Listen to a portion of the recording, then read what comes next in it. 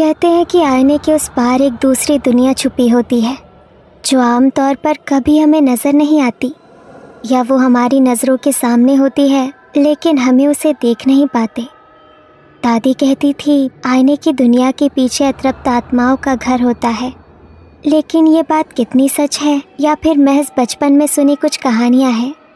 बचपन में दादी कहती थी कि रात को कभी खुले आईने के सामने मत सोना, क्योंकि अगर रात के पहर उस पार की किसी अतृप्त आत्मा ने तुम्हें देख लिया तो वो तुम्हें अपने वश में कर लेगी या अपने साथ तुम्हें भी उसी दुनिया में ले जाएगी। बचपन में तो मुझे दादी की ये बातें सुनकर बहुत डर लगता था, लेकिन जब बड़ी हुई तो उनकी हर बात में मुझे अंधविश्वास और बच्चों को बहलाने वाली कहानियों के सिवा और कुछ नज़र नहीं आया। आज जब मैं अपने नए घर की शिफ्टिंग करते हुए अपने हस्बैंड से बात कर रही थी तो मुझे दादी की कही हुई ये बातें याद आ गई। शुभम, तुम्हें ऐसा नहीं लग रहा है इस घर में कुछ अधूरा सा है? अधूरा? क्या अधूरा? आईना। नया घर बनाया और उसमें आईना ही नहीं है। मुझे एक एंटिक मिरर लेना है। मैंने सुना है बंजारा मार्केट में काफी अच्छी एंटिक चीजें मिलती है। चलो ना, आज वही चलते हैं। ठीक है मैडम, जैसा आपका हुक्म।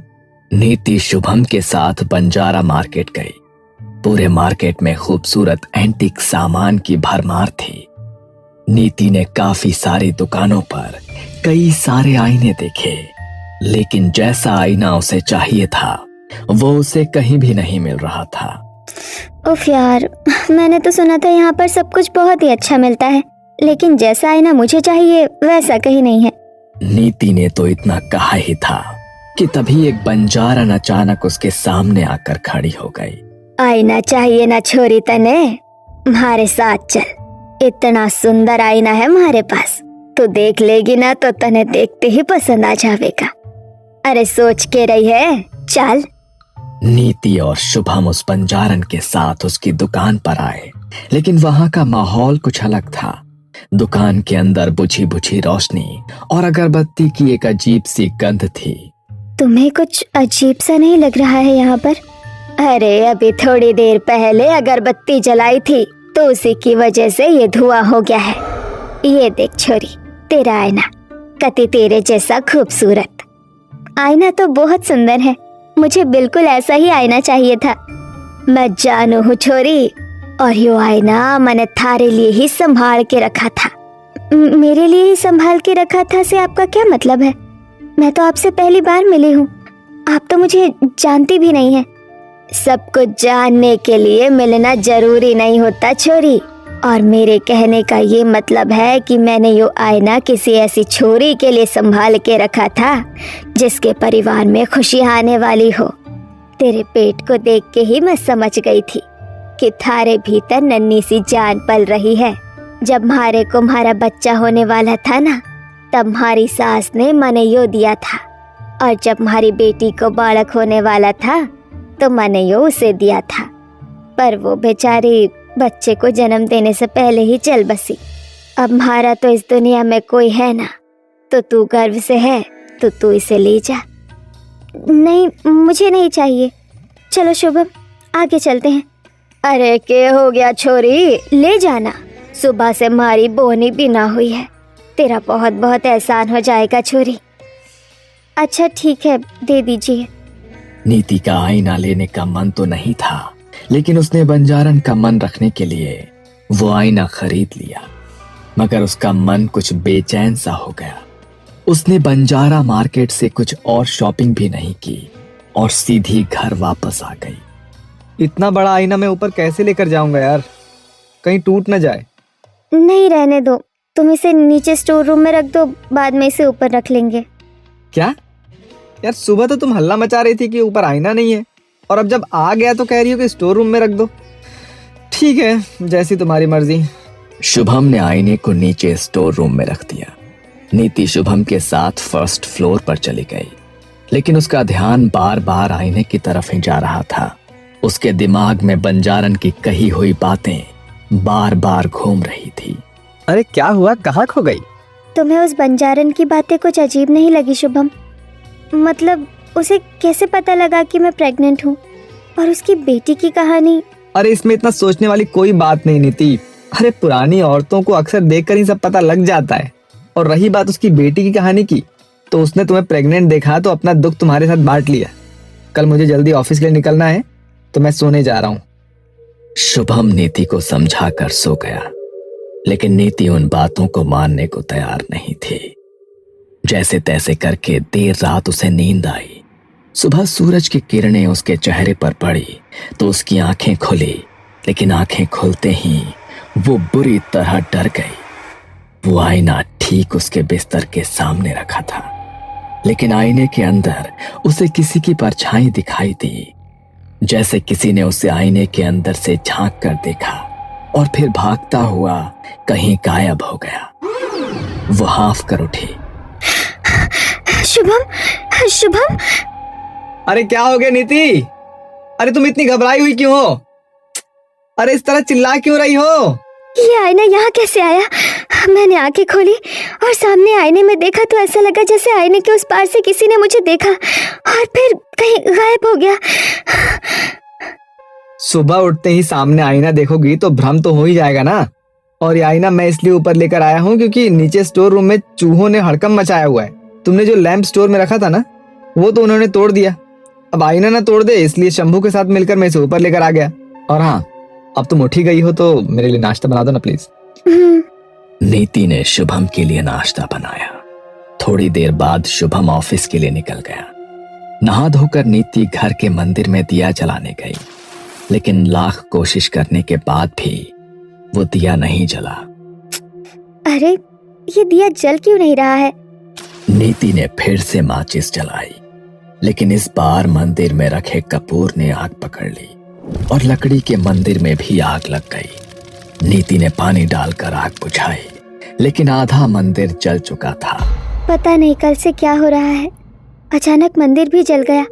एक तो मेरे सर में इतना दर्द हो रहा है, अंदर जाकर पेन किलर लेती हूँ। इससे पहले कि नीति अंदर जाती, उसे अंदर से किसी की आवाज सुनाई दी, जैसे कमरे में कोई छोटा बच्चा इधर उधर भाग रहा हो।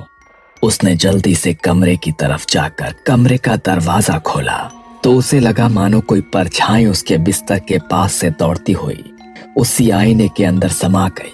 नीति आईने के सामने जाकर खड़ी हो गई। उसे डर लग रहा था, फिर भी उसने ध्यान से आईने की तरफ देखा। पता नहीं क्यों लग रहा है कि ये आईना कुछ कहना चाहता है। इसे देखकर दादी की कही हुई बातें याद आ रही है कि इस आईने के उस पार जरूर किसी का घर है।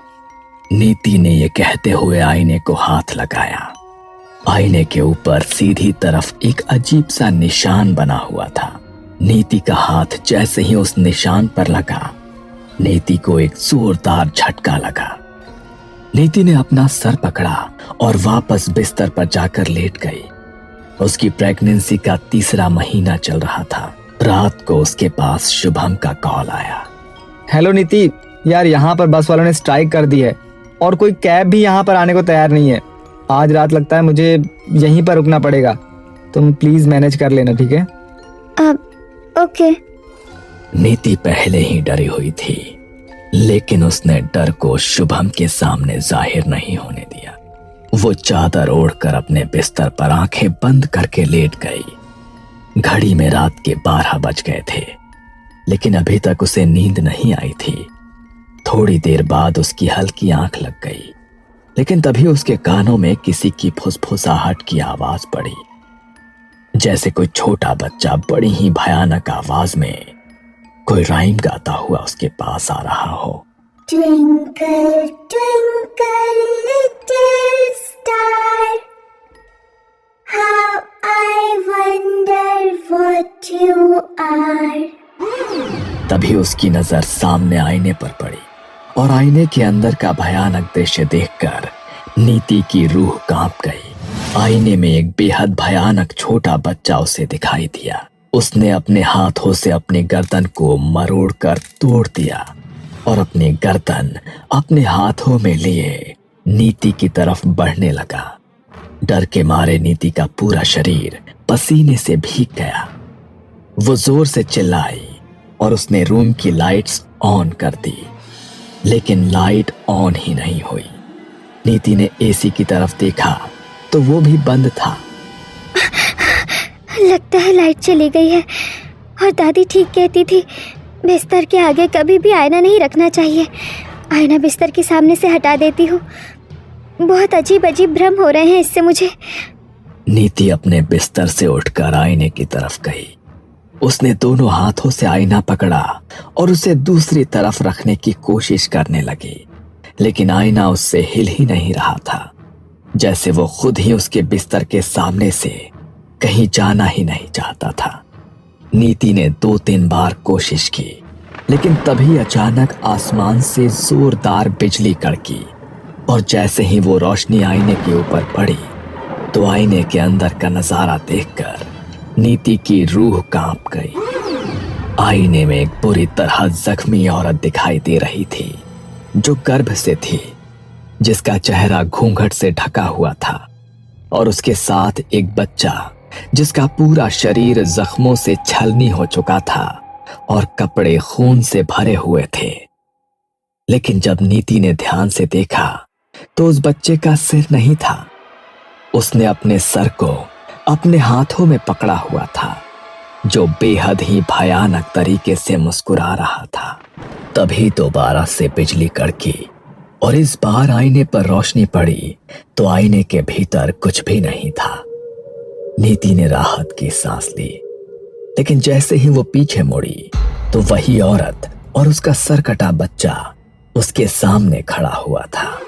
नीति बुरी तरह घबरा गई और जोर से चिल्लाई, लेकिन वहां उसकी मदद करने वाला कोई भी नहीं था।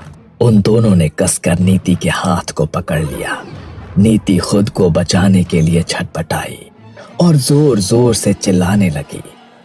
तभी उस औरत ने अपने हाथ से नीति को गर्दन से ऊपर उठाकर दूर फेंक दिया और अचानक वो दोनों नीति के सामने से कहीं गायब हो गए और फिर उसी आईने के भीतर समा गए। नीति ने अपने हाथ में पकड़ा फूलदान आईने पर दे मारा। वो फूलदान जमीन पर गिरकर चकनाचूर हो गया, लेकिन उस आईने को कोई नुकसान नहीं हुआ। ये देखकर नीति और ज्यादा घबरा गई। वो कमरे के एक कोने में रोती हुई दुबक कर बैठ गई। तभी घर का दरवाजा नॉक हुआ। नीति, नीति गेट खोलो, नीति। शुभम की आवाज सुनकर नीति थोड़ी शांत हुई।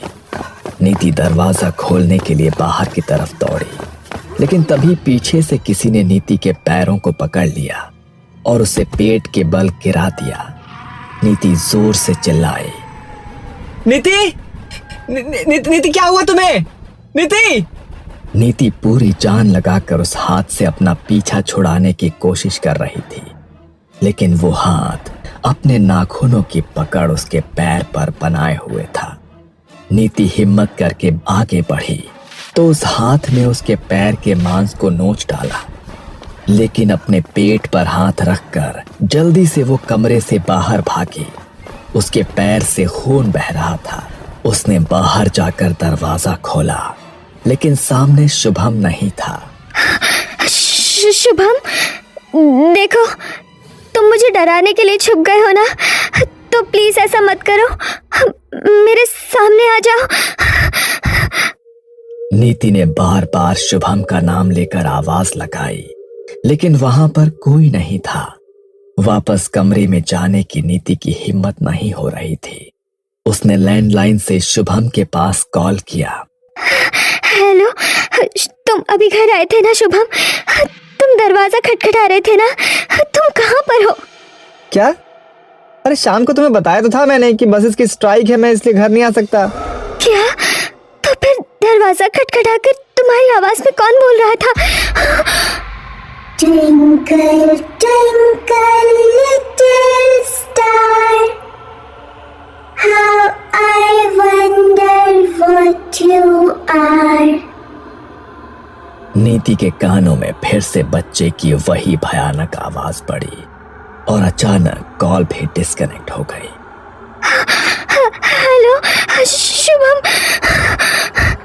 अंदर नीति के फोन पर रिंग हुई, लेकिन वो अंदर नहीं जाना चाहती थी। पर ना चाहते हुए भी उसके पैर अपने आप कमरे की तरफ बढ़ने लगे। उसने खुद को रोकने की बहुत कोशिश की, लेकिन वो अपने आप को रोक नहीं पाई। वो कमरे में गई। उसके कमरे में जाते ही कमरे का दरवाजा अपने आप बंद हो गया और कमरे में बच्चे की वही भयानक आवाज गूंज उठी। Twinkle, twinkle, little star, how I wonder what you are. नीति ने नजर घुमाकर इधर उधर देखा तो आईने में उसे वही सरकटा बच्चा दिखाई दिया जो अपनी गर्दन हाथ में लेकर ये पोयम गुनगुना रहा था। आखिर क्या बिगाड़ा है मैंने तुम्हारा? क्यों मेरे पीछे पड़ गए हो तुम?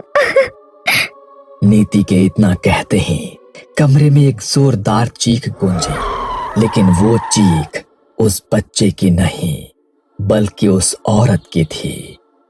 वो बच्चा नीति के सामने आकर खड़ा हो गया और उसे घसीटता हुआ आईने के सामने लाकर खड़ा कर दिया।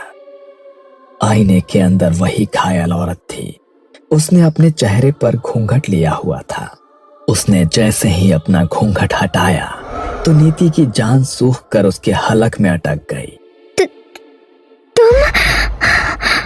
आईने के उस पार जो औरत खड़ी थी, उसका चेहरा हूबहू उसी बंजारन जैसा था जिसने उसे वो आईना बेचा था। तुम? ये चेहरा तो हूबहू उसी औरत से मिल रहा है जिसने मुझे ये आईना बेचा था। ये सब मेरे साथ क्या हो रहा है? याद कर वो रात माणिक नगर में नशे में गाड़ी चलाकर जब तूने एक औरत और उसके बच्चे को मार दिया था। वो मैं ही थी। तूने मुझे मारा, मेरे 5 साल के बच्चे को बेरहमी से मार डाला, अपनी गाड़ी के नीचे रौंद डाला। मेरे पेट में एक नन्ही जान पल रही थी, तूने उसे भी मार डाला। उस दिन से लेकर आज तक मेरी माँ तुझे ही ढूंढ रही थी और देख, तू मेरी माँ को मिल गई और अपने हाथों से तू मुझे अपने घर ले आई। जब तू वहां से भाग रही थी ना, तब देख लिया था मेरी माँ ने तुझे और उस दिन से वो बस तेरे ही इंतजार में थी। बंजारन भाग के आ रही है अपनी प्रेग्नेंट बेटी और नाती के पास जिनका एक्सीडेंट हो गया है। बच्चे का सर धड़ से अलग हो गया है। उसने नीति का चेहरा देख लिया, लेकिन नीति भाग गई वहां से। मारे नाती को मार डाला। पर तू चिंता ना कर मेरी बच्ची, मैं तुझे कुछ ना होने दूंगी। बंजारन का नाती तो पहले ही मर चुका था, लेकिन उसने अपनी बेटी और उसके पेट में पल रहे बच्चे के लिए जल्दी से एम्बुलेंस के पास फोन किया। लेकिन जब तक एम्बुलेंस वहां पहुंची तब तक उसकी बेटी की जान भी जा चुकी थी। बंजारन उनके पार्थिव शरीर को अपने घर में लेकर आई। उसके ऊपर दुखों का इतना बड़ा पहाड़ टूट गया था कि वो अपने आंसुओं को रोक नहीं पा रही थी। इस दुनिया में थारे सिवा हमारा था ही कौन? हमारे बच्चे, हमारा नाती, तेरे पेट में पलने वाले बालक ने भी मार गई। पर मैं उसे जिंदा न छोड़ूंगी। अपना बदला तो उससे खुद लेगी छोरी। बस एक बार वो मने मिल जाए, उसकी जिंदगी तो मैं बर्बाद कर दूंगी। बंजारन की बेटी और नाती की अकाल मृत्यु हुई थी, इसलिए वो चाहकर भी मुक्त नहीं हो सकते थे। तो बंजारन ने उनके अंतिम संस्कार से पहले काले जादू से उनकी आत्माओं को एक आईने के भीतर कैद कर दिया। उसने नीति का चेहरा देखा था। उसने अपने हाथों से उसके चेहरे का चित्र बनाया और उसके ऊपर तंत्र विद्या करके उसे अपने पास बुला लिया। नीति अपने मन से बंजारा मार्केट नहीं गई थी, बल्कि ये सब बंजारन ने खुद किया था। अब तो तू सब समझ गई होगी ना। अपना बदला तो मैं आज लेकर जाऊंगी। तूने हमारे साथ हमारे बच्चे को भी मार डाला था ना, तो आज तेरे साथ थारा बच्चा भी हमारे साथ ही जाएगा। नहीं, मैं तुमसे माफी मांगती हूँ। प्लीज मुझे माफ कर दो, प्लीज मुझे माफ कर दो। नीति ने जैसे ही ऐसा कहा, आईने के उस पार से उस भयानक औरत और उस बच्चे की जोरदार चीख सुनाई दी। वो दोनों इतनी जोर से चिल्लाए कि कमरे में लगी खिड़की का कांच तक टूटकर जमीन पर बिखर गया। उनकी चीख इतनी तेज थी कि उस आवाज को नीति बर्दाश्त नहीं कर पाई और उसके कानों से खून निकलने लगा, मानो जैसे उसके दिमाग की नसें फट गई हों। नीति उसी वक्त निढाल होकर वहां गिर पड़ी। तभी एक तेज आवाज के साथ वो आईना भी टूटकर चकनाचूर हो गया और कुछ देर बाद उन आखिरी चीखों के साथ सब कुछ बिल्कुल शांत हो गया।